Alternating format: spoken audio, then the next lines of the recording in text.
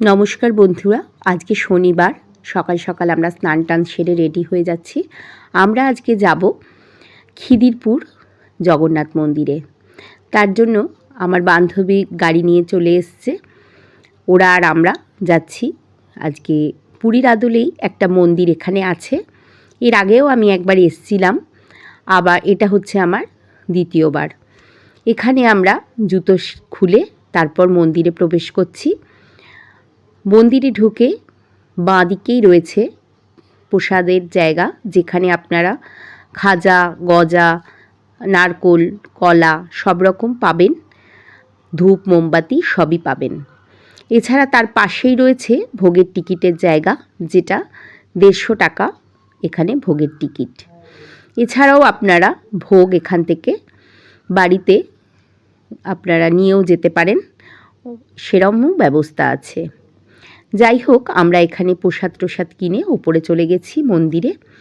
ওপরে হচ্ছে জগন্নাথের মন্দির, সেখানে পুজো দিয়ে তারপর আমরা সাইডে আরও ছোট ছোট মন্দির আছে, যেমন এটা বিমলা মায়ের মন্দির, গণেশের মন্দির, বজরংবলীর মন্দির, মা লক্ষ্মীর মন্দির, সব রকম এখানে ছোট ছোট করে মন্দির আছে। যেমন পুরীতে আছে ঠিক সেমনি এখানেও মন্দিরের চারিদিক দিয়ে ছোট ছোট করে সব মন্দির করা রয়েছে। দেখুন, মন্দিরের আমরা চারিদিক দিয়ে আমরা ঘুরছি। এর আগে যেটা আমরা গেলাম মা বিমলার মন্দির, তারপর রয়েছে সূর্যদেবের মন্দির এখানে, আর পাশেই রয়েছে এখানে মা লক্ষ্মীর মন্দির। দেখুন কি সুন্দর লাল রঙের একটা বেনারসি পরানো।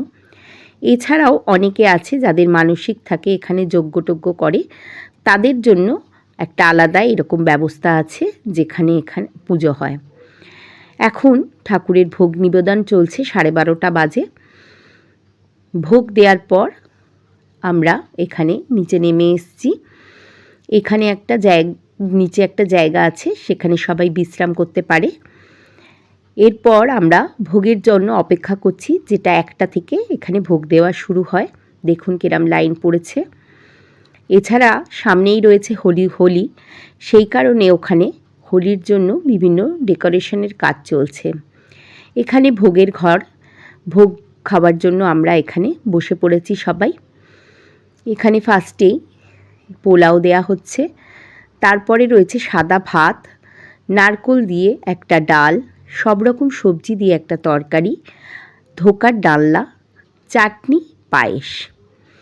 ভোগ খেয়ে আমরা এবার বাড়ির দিকে রওনা হচ্ছি। ব্লগটা ভালো লাগলে একটা